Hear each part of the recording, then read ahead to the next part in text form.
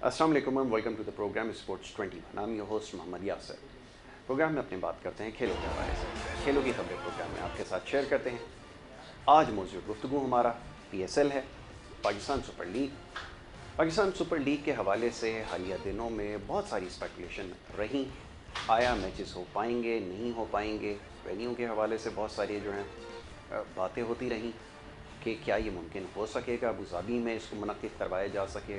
बहरहाल उसके हवाले से भी खबर आई कि उसको कामयाबी के साथ मुज़ाकरात जो हैं वो हो चुके हैं एडमिनिस्ट्रेशन के साथ अबू धाबी की, और ये मुमकिन हो सकेगा कि मैचेस जो वहाँ पर उनका इनेकाद किया जाए। उसके बाद जनाब मसला स्केजूल के हवाले से हुआ कि कम वक्त में कैसे ज़्यादा से ज़्यादा मैचेस करवाए जाएँ, और क्योंकि आगे आने वाले वक्त में बड़े इंपॉर्टेंट टूर्स हैं, वेस्ट इंडीज़ का, दैन इंग्लैंड का, तो ये टूर्स जो हैं इसके लिए PCB को जो है वो प्लानिंग करनी थी, और ये भी ज़रूरी था कि जो बाकी मानदा जो मैचेस हैं इनको मुकम्मल करवाया जाए। तो इस हवाले से बड़ी कोशिशें की हैं PCB ने, और वो कोशिशें जो है वो रंग ले आई हैं। तो इस हवाले से आज प्रोग्राम में ख़ास तौर पर गुफ्तगू की जाएगी। साथ साथ पाकिस्तान के आने वाले टूर्स पे जो सिलेक्शन के हवाले से बात हो रही है उसको आज प्रोग्राम में डिस्कस करेंगे। बड़े ख़ास मेहमान स्टूडियोज़ में यहाँ पे तशरीफ़ फरमा हैं, उनसे आज हमारी गुफ्तगू होगी इन तमाम मामलों पर। सबसे पहले मोअज़्ज़ज़ मेहमानों को खुशामदीद कहूँगा। जनाब शुएब हबीब साहब हमारे साथ यहाँ पे तशरीफ़ फरमा हैं, एनालिस्ट हैं, क्रिकेट एक्सपर्ट हैं और टेक्निकल एनालिस्ट हैं। क्रिकेट के मामलों पर हमसे गुफ्तगू करते हैं, मुख्तलिफ प्रोग्राम्स में आप उन्हें हमारे साथ देखते हैं। आज एक दफ़ा फिर हमने उन्हें मदऊ किया है, उनको खुशामदीद करेंगे। बहुत शुक्रिया शुएब भाई प्रोग्राम में वक्त देने के लिए। दूसरे हमारे जो गेस्ट हैं वो भी आप बड़े ख़ास मेहमान हैं। PSL के हवाले से जब भी बात होती है तो हमारे साथ आप हमेशा शरीक हैं हमारी ट्रांसमिशन में, और बड़ी खुलकर बात करते हैं और बड़ा बेहतरीन तज्ज़िया करते हैं, ख़ास तौर पर खिलाड़ियों की परफॉर्मेंस के हवाले से, टीम की प्लानिंग के हवाले से और दीगर मामलों के हवाले से। डोमेस्टिक के हवाले से ख़ास तौर पर उनसे जो मामला हमारे हमेशा ज़ेर बहस आए हैं उसके ऊपर भी बड़ा अच्छा तबसरा करते हैं। खुद माशाल्लाह ब्रॉडकास्टर भी हैं, जर्नलिस्ट भी हैं, कमेंट्री से भी आपका ताल्लुक़, और इसके अलावा बहुत सारे काम आप करते हैं। मैं बात कर रहा हूँ जनाब सैयद मुनीरुल हक साहब का, हमारे साथ यहाँ पे मौजूद हैं, उन्हें मैं खुशामदीद कहूँगा। मुनीर भाई thank you so very much program में वक्त देने के लिए। शुभ भाई पहले तो थोड़ी सी बात हो जाए PSL के हवाले से। एक सवाल जो पूछा जा रहा है, क्या आपके लिए वाक़तन इतना ज़रूरी था कि आप कुछ भी करके मैचेस करवाएं, चाहे गर्मी वहाँ पे बहुत ज़्यादा हो, हालात कंडीसिव ना हो, फिटनेस का मसला हो, और सबसे बड़ा जो थ्रेट है वो कोरोना वायरस का, ये सारी चीज़ें इनको टैकल करते हुए PCB बिलाखिर कामयाब हो ही गई। लेकिन देखने वाले ये जानना चाहते हैं क्या इस वक्त ये मुकम्मल करवा लेना बहुत ज़रूरी था? पहले ये फरमाइए।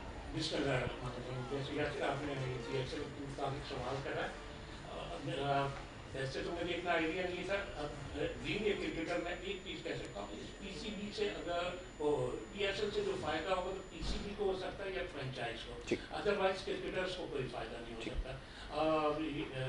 इस तरीके से लेने हो सकता है PCB को फाइनेंशियली फ़ायदा हो या फ्रेंचाइज को, क्रिकेटर को इस सेंस में फ़ायदा नहीं होगा। आपने दोनों टूर के लिए टीम भी अनाउंस कर दिया, बिल्कुल ठीक है। तो क्रिकेटर का तो इंटरेस्ट कम हो गया। ठीक है। जो सिलेक्ट हुए हैं वो सिलेक्ट हैं, और जो नहीं हुए अगर वो परफॉर्मेंस भी करेंगे तो वो सिलेक्ट नहीं हो सकते।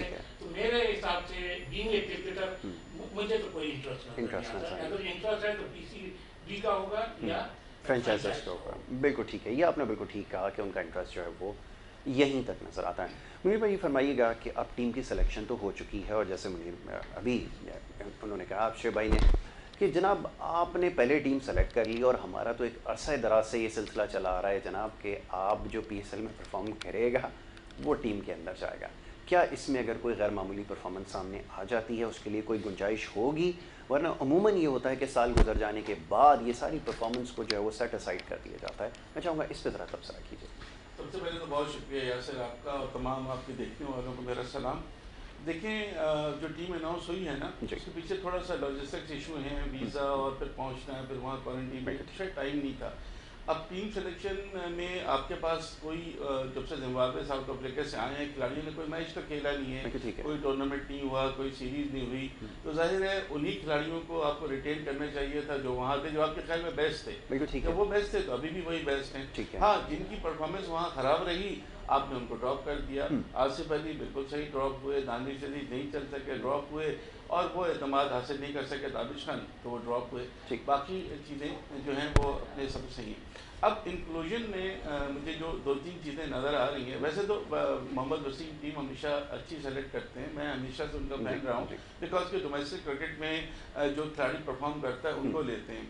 तो उसकी वजह से अभी देखिए ना, वहाँ पर 3 स्पिनर इस वक्त मौजूद हैं, वहाँ पर जाहिद महमूद भी हैं, साजिद खान भी हैं और नुमान अली भी हैं। ये डोमेस्टिक के परफॉर्मेंस की वजह से आज पाकिस्तान के स्क्वाड का हिस्सा है। अच्छा, अब टेस्ट में जो एक चीज़ मुझे नज़र आई है टेस्ट स्क्वाड में, उसमें हमें 7 या 8 फास्ट बॉलर नज़र आ रहे हैं कि भाई मशरफ को आप मिला लेते हैं। तो 2 टेस्ट मैच खेलने हैं वेस्ट इंडीज़ में, शाहीन शाह अफरीदी और हसन अली तो बिल्कुल है कि वो दोनों मैच खेलेंगे अगर गॉड फॉरबिड कोई इंजरी नहीं होती तो। लेकिन उसके बाद आप 5 और फास्ट बॉलर ले जा रहे हैं और बैट्समैन आपने सेलेक्ट नहीं किया। उस्मान सलाउद्दीन का बहुत अरसे से नाम आ रहा है कि उनको लेना चाहिए था। कामरान गुलाम ने नया रिकॉर्ड बनाया, उनका इतना तो हक बनता है कि एक स्क्वाड में जगह। तो मेरे ख्याल ये थोड़ी सी चीज़ें हैं कि जिसको देखने की ज़रूरत होगी। और सबसे बड़ी जो चीज़ जो नज़र आई है इस टेस्ट स्क्वाड में, वो कि आपको मीडियम पेस बॉलिंग ऑलराउंडर आपके पास है नहीं। तो आपके पास 2 या 3 खिलाड़ी हैं जिनको आप ग्रूम कर सकते हैं। अम्माद बट उसमें सरफहरिस्त हैं, आमिर यामीन है और हम्माद आज़म है। हम्माद आज़म, ये तीनों खिलाड़ी पीएसएल में हमें नज़र आएंगे। लेकिन अम्माद बट को क्यों नहीं सेलेक्ट किया जा रहा है? पिछले दौर में भी नहीं थे, यहाँ भी नहीं थे। ये मेरे लिए बड़ी तकलीफ थी चीज़ है, बिकॉज एक तो छठे नंबर पर आपको ज़रूरत होती है, आपको जेन्युइन ऑलराउंडर। हर जगह आपको ऑलराउंडर नजर आएंगे, आप कहीं पर भी देख लें, बेन स्टोक्स देख लें, गायल जेमिसन देख लें, हार्दिक पांड्या देख लें, तो आपको हर जगह है। तो हमारे पास जो है हमें नहीं मिलता, और यहाँ पर है भी नहीं बहुत दिनों से कि जिसकी हम बात करें। जैसे ऑफ स्पिनर बहुत दिनों से नहीं है हमारे पास, सईद अजमल के बाद से। तो अब साजिद खान की सूरत में मिला है कि कम से कम चलो बिस्मिल्लाह तो हुई। तो ये T20 में अच्छा, उसमें फिर आपकी नसीम शाह और मोहम्मद अब्बास जब वापस आ गए हैं तो फिर तो बिल्कुल ही नहीं होता ना। 4 तो ये बॉलर हैं, यही खेलेंगे, उससे ज़्यादा क्या खेलेंगे। पर एक तो ये इशू। दूसरे T20 में वापसी शामिल हुए हैं आज़म खान। बहुत से हमारे दोस्तों का ये कहना है कि जी वो मोइन खान के साहबजादे हैं, वो डायरेक्टर हाई परफॉर्मेंस सेंटर के भतीजे हैं, तो ऐसा कैसे हो सकता है, अगर ये होगा तो होगा। मेरा ख्याल है उनकी राय अपनी जगह है, लेकिन मैं ये कहूँगा कि उनका बिल्कुल सही सिलेक्शन हुआ है। वजह उसकी मैं बताऊँ, वजह ये है कि आप पास 2 प्लेयर हैं कि जिनमें नेचुरल एबिलिटी है ग्राउंड के बाहर गेंद को पहुँचाने की। एक आसिफ अली और एक ये आज़म खान। आसिफ अली को चूँकि बहुत मौके मिल गए, अनफॉर्चुनेटली वो चल नहीं सके, अब इनको मौका देना है। इनकी हमें याद आ रही थी वहाँ भी जब हम साउथ अफ्रीका गए थे, जिम्बाब्वे गए थे, 6ठे नंबर पर हमें खिलाने के लिए प्लेयर नहीं मिल रहा था। कभी हम सरफराज को कह रहे थे, कभी हम कह रहे थे कि जी किसको खिलाया जाएगा। आज मैच में उनको भी खिलाया गया था। तो ये 2-3 चीज़ें हैं जिसका मुझे नज़र है। अदरवाइज टीम बहुत अच्छी है, लेकिन जो 3 मरतबा मैंने लेकिन कहा है ना, उसकी वजह है यासिर के आगे इनको लगातार 8 T20 इंटरनेशनल खेल रहे हैं लगातार। यानी पहले 3 वनडे खेलेंगे इंग्लैंड में, उसके बाद T20 और उसके बाद फ़ौरन वेस्ट इंडीज़ जाके 5। तो ये जो इनको 15-20 दिन में 8 वनडे T20 इंटरनेशनल खेल रहे हैं ना, इससे सब लग पता जाएगा कि जो टीम सिलेक्शन है वो कैसी, आप कितने पानी में। इंग्लैंड की टीम कैसी टीम है आपको मुझे कहने की जरूरत है, होम ग्राउंड पर तो वो और कितनी मजबूत हो जाएगी, अनस्टॉपेबल।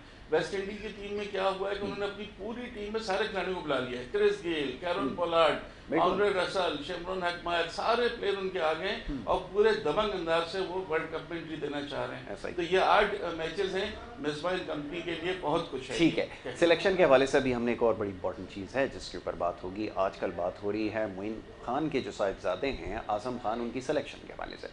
सिलेक्शन कमेटी का या जो हमारे मोहम्मद वसीम हैं चीफ सेलेक्टर, उनका क्या ख्याल क्या है, क्राइटेरिया उन्होंने क्या सेट किया है, इसके ऊपर अभी बात करनी होगी क्योंकि इस वक्त यही मौजू सबसे ज़्यादा ज़ेर बहस है सोशल मीडिया के ऊपर भी। एक छोटी सी ब्रेक लेंगे और जब ब्रेक के बाद वापस आएंगे तब इसके ऊपर गुफ्तगू करेंगे। आप देखते रहिए स्पोर्ट्स 21।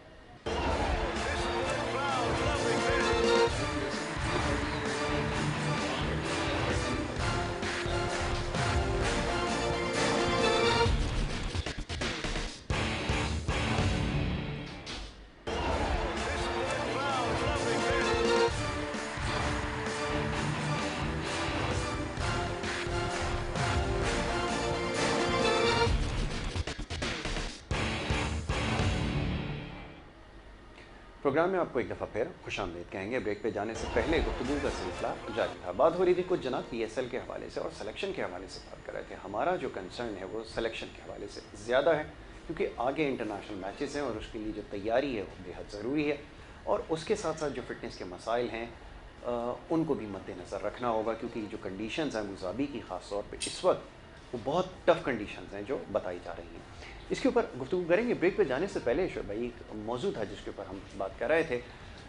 मुनीर भाई ने निशानदेही की कि जनाब ठीक है, आपके पास वाकई ऐसा था कि आपके 6 नंबर के पास कोई बैट्समैन आपके पास नहीं था जो बड़ी हिटें लगा सके। आसिफ अली का बिल्कुल सही जस्टिफिकेशन है कि जब वो नहीं चलेगा तो सेकंड ऑप्शन तो वो होगा, टेक्निकली तो वो अपनी जगह जस्टिफाई करता है।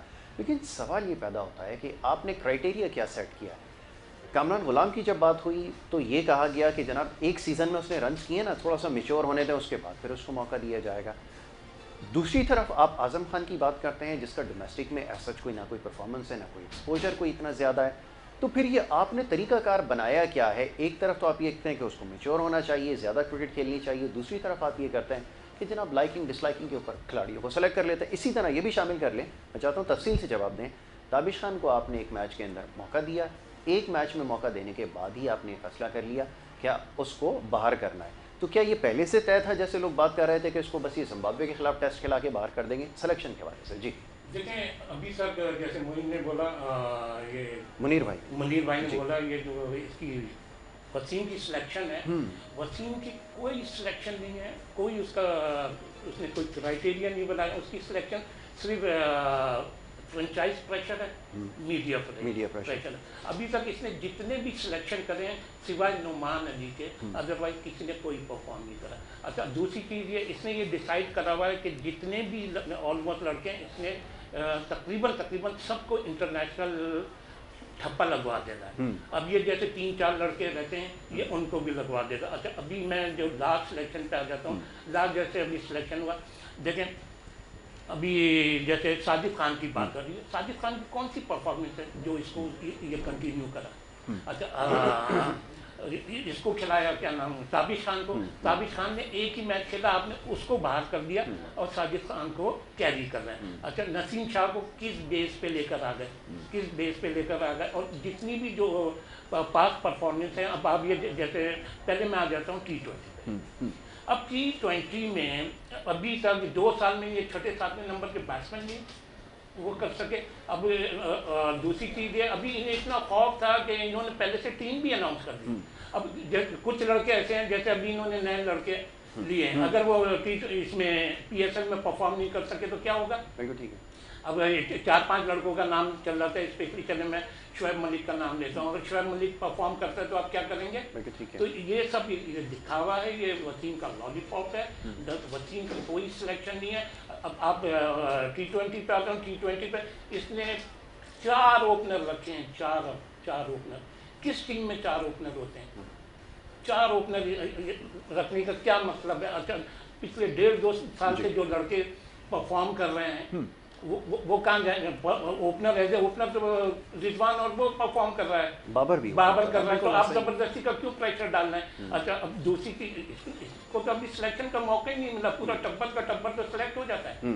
अब मिसाल के तौर पे T20 पे आते हैं, 4 ओपनर ले लिए, पाकिस्तान में 2 राइट आर्म लेग स्पिनर हैं, 4 राइट आर्म लेग स्पिनर, चारों फॉर्मेट में सिलेक्ट हैं। पाकिस्तान में 4 लेफ्ट आर्म स्पिनर हैं, वो सिलेक्ट हैं। पाकिस्तान में 2 विकेट कीपर हैं, वो सारे सिलेक्ट हैं। ये तो सारा सिलेक्शन और जो बैलेंस करना है, ये तो सारा प्रेशर आ गया बाबर पे।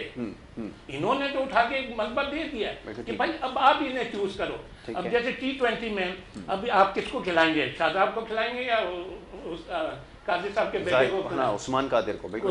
उस्मान कादिर को। आप T20 में अमाद को खिलाएंगे, किसको खिलाएंगे? अमाद को भी शामिल किया। हाँ, अमाद को खिलाएंगे या उसको खिलाएंगे, नवाज को खिलाएंगे। तो खिलाना तो उन्होंने है, जबकि टीम आपको बना के देंगे। आपने तो अपने प्रेशर रिलीज करा है, ठीक है, आपने तो उनको दे दिया।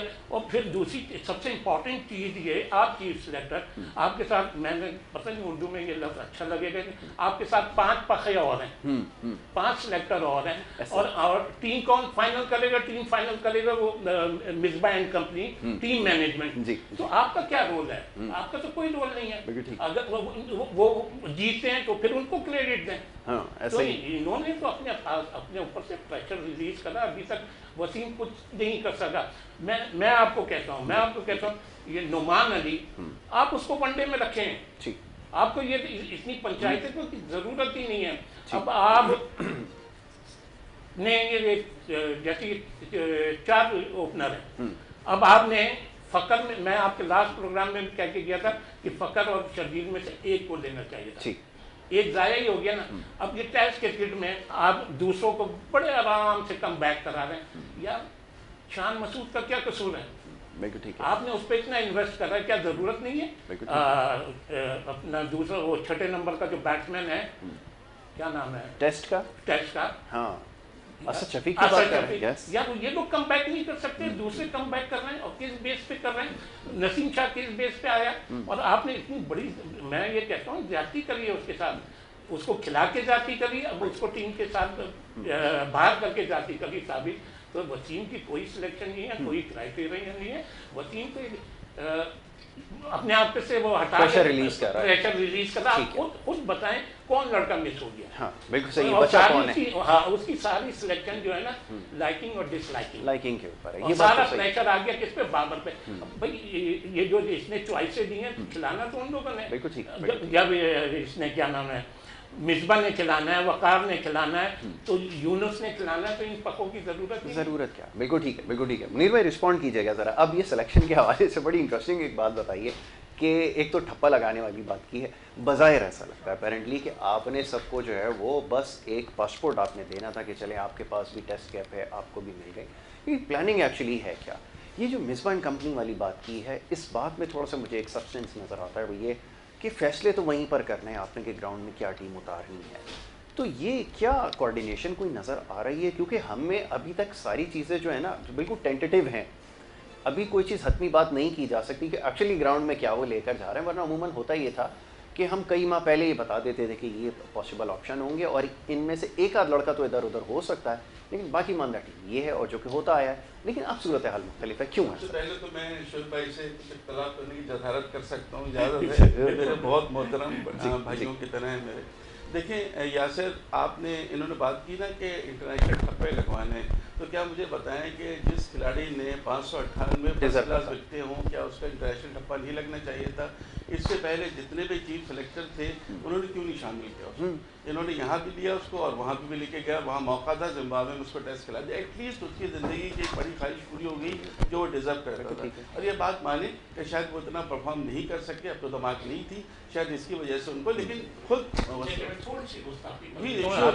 आपने उसको ठप्पा लगा के जलील कर दिया, आप उसको कंटिन्यू तो करते हैं। एक आध और सीरीज में मौका दिया जा सकता है। आप उसको टूर पे ले जाते, भले चाहे नहीं खिलाते। बिल्कुल ठीक। देखिए मैं आपको पहले अभी हमने टेक्निकल कहा था कि 7 या 8 फास्ट बॉलर ऑलरेडी वहाँ पर है, तो शायद जगह नहीं बनती थी। और मोहम्मद वसीम की एक वीडियो आई है, बात क्यों जब जगह नहीं बनती,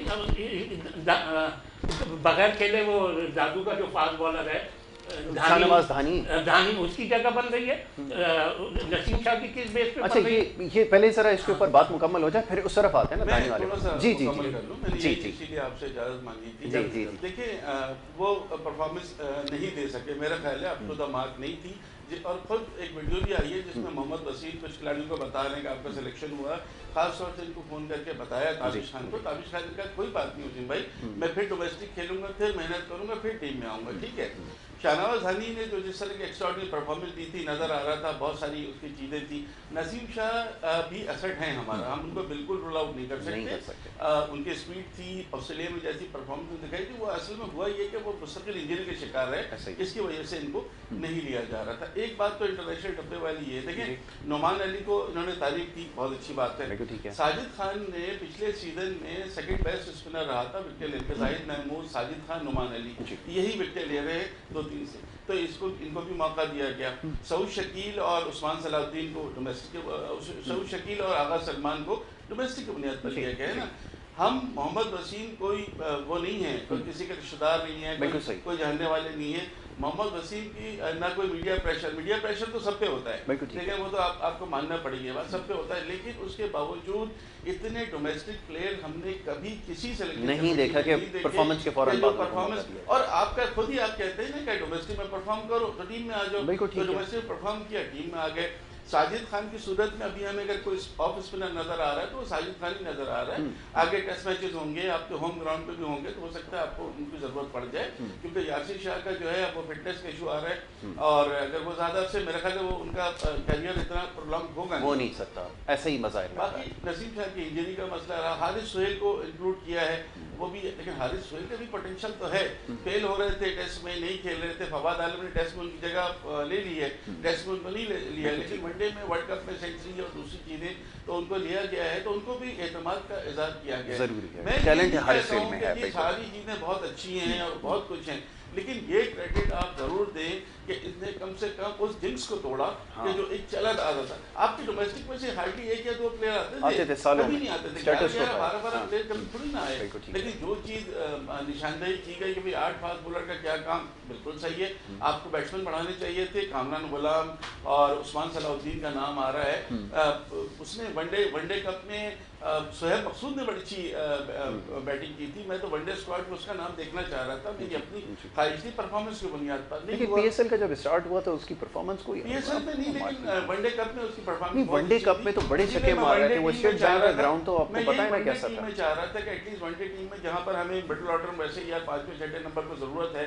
अगर हफीज नहीं चल सके और हैदर अली नहीं चल सके तो फिर शायद कोई। अच्छा मुनीर भाई, एक चीज़ और, स्पीकिंग ऑफ ये बात कर रहे थे शोएब मकसूद की, टेक्निकली बैटिंग के अंदर बड़ी प्रॉब्लम है उसका। एक तो पैर अभी तक मैंने देखा है कि वो आगे उसका पैर नहीं निकल पाता, वो टेप टेनिस वाले स्टाइल के अंदर बैटिंग करना, वो ये वाला जो आपने वनडे कप की अभी बात की, क्योंकि मैं खुद विटनेस किया उसको बैटिंग में, तो ग्राउंड छोटा था, और फिर ज़रा आपको इंटरनेशनल क्रिकेट एक और चीज़ होती है, वहाँ पे परफॉर्म करना, वहाँ भी यही प्रॉब्लम नज़र आ रहा था, वो कि बड़ी हार्ड हिटिंग उसने की। लेकिन अगेन जब पीएसएल का स्टार्ट हुआ तो हम एक्सपेक्ट कर रहे थे कि शायद वो क्लिक करे, वो उसके पास चीज़ नहीं है। तो ये मेरी राय है, हो सकता है कि मैं यही इसी तरफ ला रहा था कि आप जो है वहाँ जाकर अपनी टेक्निक दुरुस्त करें। ठीक है, फ़हीम अशरफ के बारे में कहा गया है कि इनको काफ़ी चीज़ें दी हैं, फ़हीम अशरफ परफॉर्मेंस दे रहे हैं, तो आप वहाँ लेके जाएँ। लेकिन टैलेंट आपका इतना है नहीं, जो टैलेंट है वो सामने डोमेस्टिक से आता है और उसके बाद आपको उन्हीं को ग्रूम करना पड़ता है ना।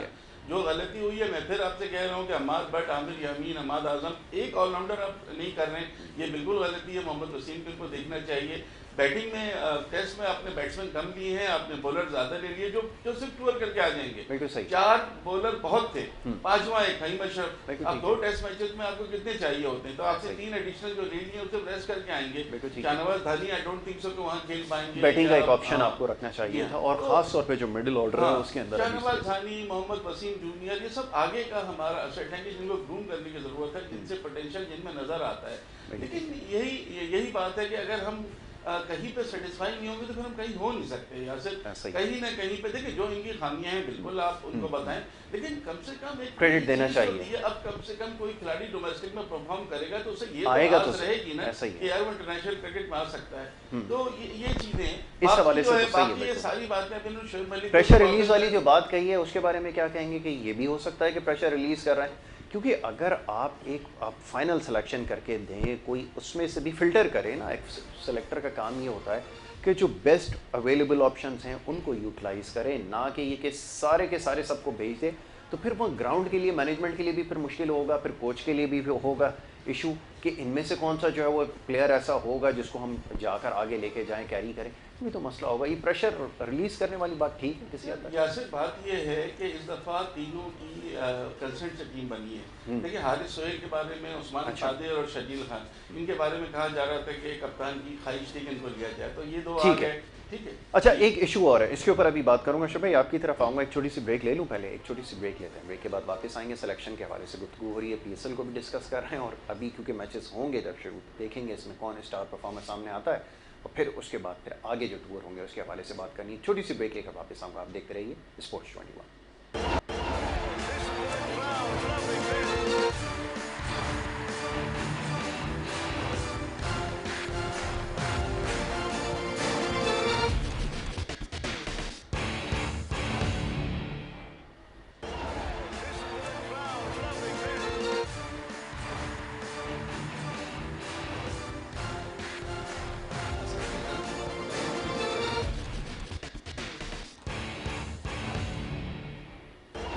प्रोग्राम में आपको एक दफ़ा फिर खुशामदीद कहेंगे। ब्रेक पे जाने से पहले हमारी गुफ्तगू जारी थी, बात हो रही थी सिलेक्शन के हवाले से और PSL का मौजूद ज़ेर बहस है। सवाल ये पैदा होता है कि अब आने वाले वक्त में क्या टीम सेलेक्ट की जाएगी। टीम की ऑल्दो कि सिलेक्शन हो चुकी है, इसके ऊपर बात हो रही है, लेकिन हमें देखना ये है कि वर्ल्ड कप के लिए हमारी क्या तैयारी है। और अगर वर्ल्ड कप के इतना पास भी अगर हम अपने ऑप्शंस को ट्राई करते रहेंगे तो इसका मतलब ये है, इस इंडिकेशन ये मिलती है कि हमने इसकी कोई अभी तक तैयारी नहीं की है, क्योंकि अभी जो हमारी फाइनल 11 है उसके बारे में कुछ नहीं कहा जा सकता कि कौन सा ऐसा लड़का है जो टीम के अंदर जो वो देर तक खेलेगा, ये बड़ी परफॉर्मेंस दे सकता है। अभी तक ये एक्सपेरिमेंट का सिलसिला जारी है। बहरहाल अब ये सिलसिला मज़ीद और कितनी देर चलेगा इस हवाले से भी बात होगी, और दूसरा ये कि हमारे पास कौन से बेस्ट अवेलेबल ऑप्शंस हैं ये भी हमें देखना होगा। बात हो रही थी कुछ देर पहले सिलेक्शन कमेटी के हवाले से, मोहम्मद वसीम के हवाले से, जो बेहतरीन इस वक्त ऑप्शन है उसका उन्होंने इस्तेमाल किया और डिज़र्विंग प्लेयर्स को चांस दिया, जो कि पाकिस्तान में इसकी रिवायत नहीं रही कि जो खिलाड़ी जिन्होंने डोमेस्टिक में परफॉर्मेंस दी है उनको परफॉर्मेंस की बेस के ऊपर इंटरनेशनल में मौका दिया जाए। तो बहरहाल इसके ऊपर अब हम बात करेंगे। ऋषभ भाई, ब्रेक पे जाने से पहले गुफ्तगू हो रही थी कुछ सिलेक्शन के हवाले से, थोड़ा सा कैप्टनसी के हवाले से भी बात कर लेते हैं। तो मैं कुछ देर पहले देख रहा था एक चैनल पे, मैंने देखा हर्षल गिब्स बैठे हुए थे और हर्षल गिब्स ने कहा कि बाबर आजम पे कप्तानी का प्रेशर है। तो मुझे ऐसा लगा कि ये कुछ बात ही ऐसी कर गए हैं कि जिससे एक नई बहस जो उन्होंने छेड़ दी है।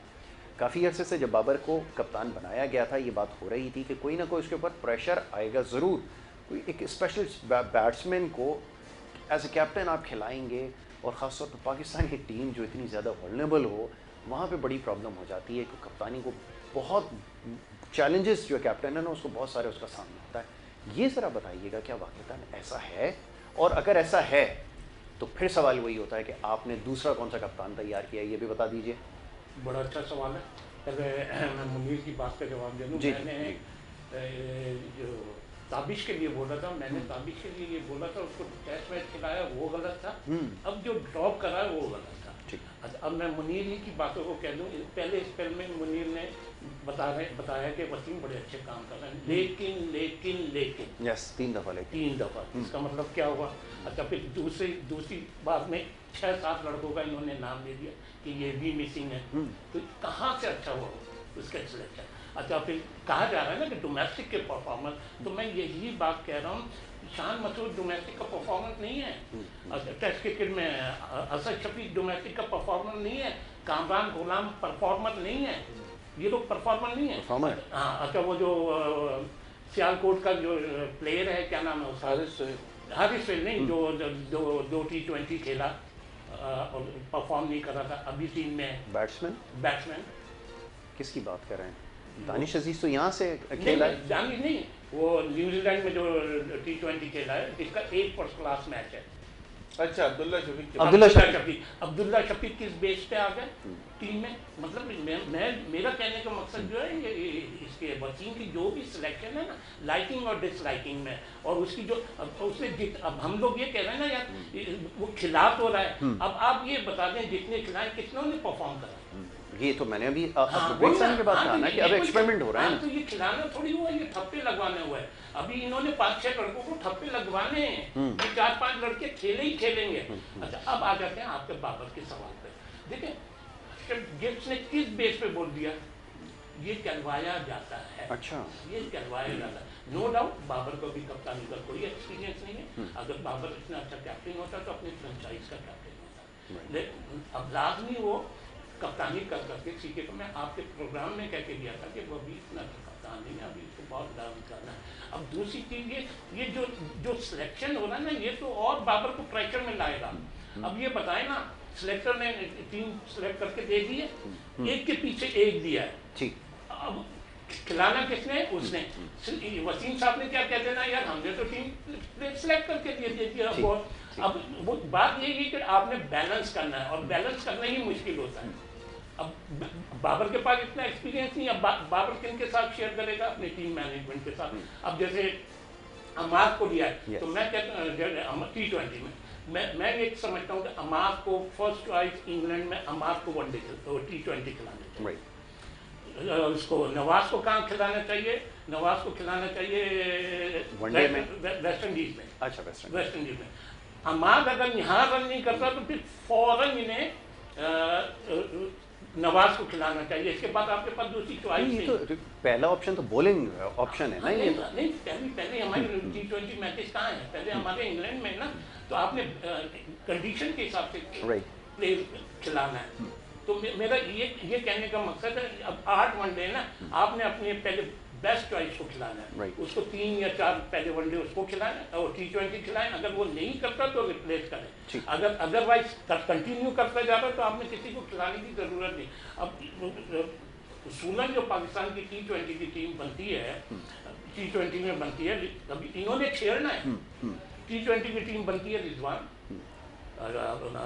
ये अपना कप्तान, वन डाउन फकर, नंबर 4 आपका हैदर अली, ये आपकी टीम है, मेरी टीम में नहीं है हैदर अली, वो नंबर 4 हफीज। अच्छा, अब आप ये देखें, अब यहाँ समझ लें 2 साल से अरबों रुपए खर्च हो गया, आपके पास अभी तक 6-7 तो ये प्लेयर ही नहीं। अब कितने मजे से हैदर अली खेल लेगा, किस बेस पे खेल रहा है भाई? ठीक है, उसके बिल्कुल 4-5 है ही नहीं। अब क्या इन्हें अगर उसूलन खिलाना चाहिए तो इन्हें सरफराज को खिलाना चाहिए।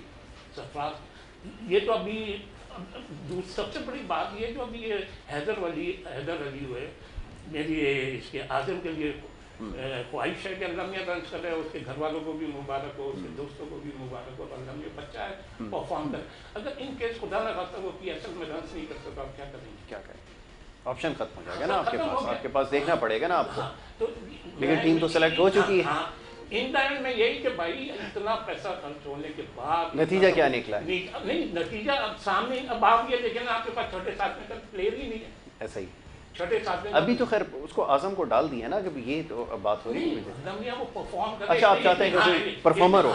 इसने बड़े छक्के मारे के स्टेडियम पार हो। हाँ, ऐसा मेरी ये ख्वाहिश है, लेकिन मेरा कहने का मकसद ये है कि ये जो हमारी सिलेक्शन कमेटी है, इनके पास 6-7 नंबर का प्लेयर नहीं है। इन्होंने काम क्या किया ये सवाल है ना। हाँ, ये इतना बड़ा सेटअप लगा ना जी, डोमेस्टिक के अंदर इतने रिफॉर्म्स आए मुझे अगर टीम सिलेक्शन के हवाले से। अब आप अपनी टीम बताइए। मैं ये कहता हूँ, देखिए मैंने जो लेकिन 3 मरतबा कहा था, उसके बाद जो मैंने कहा था कि आपको 8 T20 इंटरनेशनल खेलने, उससे लग पता जाएगा कि आपकी टीम पोजीशन पे, उसकी कोई बात नहीं। ठीक है। बाबर आजम एज ए कप्तान बिल्कुल प्रेशर नहीं है उनके ऊपर, मैं नहीं मानता इस बात को। अगर प्रेशर होता तो वो सब तीनों फॉर्मेट में टॉप 5 में नहीं होते। क्या फोर्सी कर रहे हैं? जी बिल्कुल, इमाद वसीम को कप्तान, फ्रेंचाइजर्स का हक होता है कि वो किसी को कप्तान बनाए। अब मुझे बताएं, लाहौर कलंदर्स में जो कप्तान है सोहेल अख्तर, उनका क्या इंटरनेशनल बैकग्राउंड? कोई नहीं, एक्सपोजर नहीं। अब शुरू के 4 साल बिल्कुल बॉटम पर रहे, लेकिन आखिर जावेद को कोचिंग से तो नहीं हटाया उन्होंने। तो ये अपनी उसकी बात होती है। कोयटा में चाहे कितनी परेशानी में सरफराज है, कोयटा की टीम कभी भी सरफराज को कप्तानी से नहीं हटाएगी। तो ये अपनी फ्रेंचाइजेज एक बिल्कुल अलग चीज़ है, इंटरनेशनल टीम बिल्कुल अलग चीज़ है। और थोड़ा सा जो अभी हमने 5-6 सीरीज़ खेली, चाहे हल्की टीमों से खेली या बड़ी टीमों से खेली, सब जीते हैं। इवन साउथ अफ्रीका की टीम जो टेस्ट खेलने आई थी 2 टेस्ट मैचेस की, वो भी हमने जीते थे। तो सीरीज़ तो हम 6 जीते हैं। और हैदर अली के बारे में क्या कहेंगे? कमज़ोर टीमें थी और आसानी से जीत जाना चाहिए था। हम कुछ मैचेस हार भी गए, लेकिन टेस्ट मैचेस बहरहाल हम जीतते रहे और परफॉर्मेंस देती है। अब मैं असल इम्तहानी पाकिस्तान का वो होना है जब इंग्लैंड जाएंगे और वो जाएंगे। अभी से हम ये क्यों सोच लें कि परफॉर्म नहीं करेंगे? दुआ करें ना कि परफॉर्म कर जाए आजम खान, दुआ करनी चाहिए, परफॉर्म कर जाए। नहीं, वो तो कह रहे हैं ना शेख भाई कि अल्लाह करे बेटे लगाए। ये बताएं ना कि किसकी जगह ऐसी थी कि वहाँ पर आजम को खिलाना चाहिए था और उनकी जगह आजम को ले लिया, मुझे सिर्फ ये बता दें। रिप्लेसमेंट जिसको बात को आप गलत उस पर लेके जा रहे हैं। मैं तो इतना खुश हूँ, ये जो भी जितने भी लड़के सिलेक्ट हुए मैं खुश हूँ। मैं ये जो सिलेक्शन कमेटी है मैं उनसे सवाल कर रहा हूँ कि यार क्राइटेरिया क्या आपने क्या क्राइटेरिया सेट करा है? आपके पास प्लेयर के ऊपर प्लेयर नहीं है। नहीं तो शुभ भाई, अब मसला ये कि ऑप्शन आपके पास क्या है? जैसे अभी हमने जो पूरा नेटवर्क बनाया है ना, पूरा हमने स्ट्रक्चर इसका नया लेकर आए हैं, तो हमारे पास उस स्ट्रक्चर में से जो लॉट निकल कर आई है वो तो यही है। अब सवाल ये है कि एक नई बहस का यहाँ पर आगा, बहस तो नहीं है, ये तो उस दिन से हम बात कर रहे हैं जब से ये सिस्टम इंट्रोड्यूस करवाया गया कि जब ग्रास रूट लेवल के ऊपर क्रिकेट नहीं होगी। अब सिलेक्शन कमेटी क्या करे?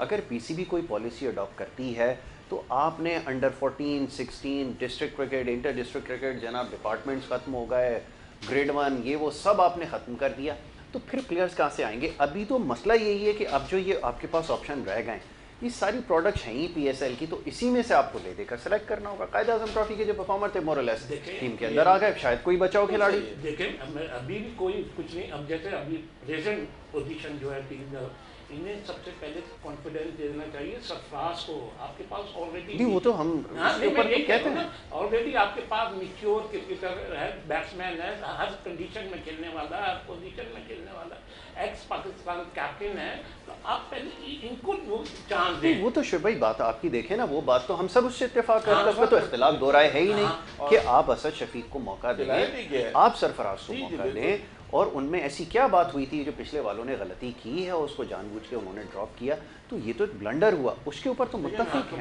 अब हमारे ये 2 साल दो सीजन हो गए, अरबों रुपए खर्च हो गया, अभी तक आपके पास छोटे साथियों का जी जी, ये तो एक मौजू है ना।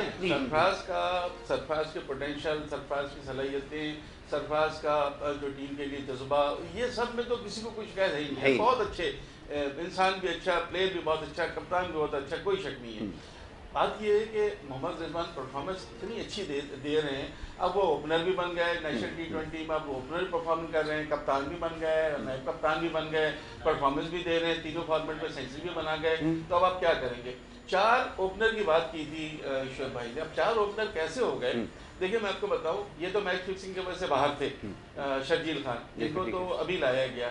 इससे पहले अगर आपको याद हो तो न्यूजीलैंड टीम जा रही थी 35 विकेट टीम में, फखर को ले लिया था, फखर जमान को, तो सारे हंगामा मच गया था कि इसकी क्या परफॉर्मेंस है, इसको क्यों लिया, तो बेचारे बुखार हो गया, वो जा नहीं सके। लेकिन अब जब उनको लिया गया, साउथ अफ्रीका परफॉर्म कर दिया, तो अब सब वही कि भाई एक और ओपनर वापस आ गया, फिर आपने मैच फिक्सिंग शर्जील को भी वापस ले लिया, तो 4 ओपनर तो ऐसे हो गए ना। आपके पास एक तो चीज अच्छी है कि आपके पास बैकअप में ऑप्शन आ गया, नहीं होता है टेस्ट में ओपनर कहाँ है, रोते रहते हैं तो ओपनर नहीं है, कम से कम आपके पास T20 में 4 ओपनर तो हैं। अब आप कभी अगर आपको समझ में आता है तो बाबर और फखर से ओपन करा लें, या बाबर और रिजवान, ऑप्शन आ गए ना अब आपके पास, ओपनिंग का मसला जो है ना वो ऑप्शन आ गया है। हैदर अली की मैं बात करूंगा, हैदर अली में पोटेंशियल है, उसको हाई परफॉर्मेंस होते में ग्रूम करना चाहिए, उसको मौका देना चाहिए, उसको बिल्कुल बाहर नहीं कर देना चाहिए, ज्यादती होगी, अच्छी उसमें चांसेस हैं। ओके शुभ भाई, वक्त बिल्कुल खत्म हो गया, अगर आखिरी जुमला हदिया करना चाहें तो जरूर। मैं ये समझता हूँ कि ये सारा जो प्रेशर है ना, ये अब सारा सिलेक्शन का प्रेशर बाबर पे और टीम मैनेजमेंट के ऊपर आ गया। चलें इसी बात के साथ काम करेंगे। मौजू ऐसा है कि इसके ऊपर मज़ीद गुफ्तगू की जा सकती है। मैं अपने मेहमानों का बहुत शुक्रगुजार हूँ, जनाब मुनीर हुसैन साहब का, जनाब शुएब साहब का, कि शुएब हबीब साहब इन्होंने हमें मौका दिया कि आज हम इस मौजू पर जो है वो गुफ्तगू कर सकें, उनकी राय ले सकें। गुफ्तगू आपने सुनी, यकीनन बहुत सारे सवालात हैं, मुख्तलिफ़ लोगों की मुख्तलिफ इसके ऊपर जो है वो आ रहा है। लोग ये समझते हैं कि जो सिलेक्शन का तरीक़ाकार है इसको थोड़ा सा और इसमें क्लैरिटी आनी चाहिए, एक अपना क्राइटेरिया सेट करें, जिसके ऊपर अभी बात हो रही थी, और दूसरी तरफ ये बात भी सामने आई है कि जनाब यही बेस्ट ऑप्शन आपके पास थे और इन्हीं में से लड़कों को मौका दिया जो कि इससे पहले नहीं हुआ। तो ये 2 मुख्तलिफ राय हैं। मेरा इसके ऊपर इंशाल्लाह आगे प्रोग्राम्स में ज़रूर गुफ्तगू करेंगे, क्योंकि यहाँ पे प्रोग्राम का वक्त क्योंकि ख़त्म हुआ चाहता है।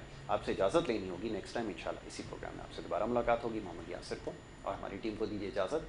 अल्लाह के बाद।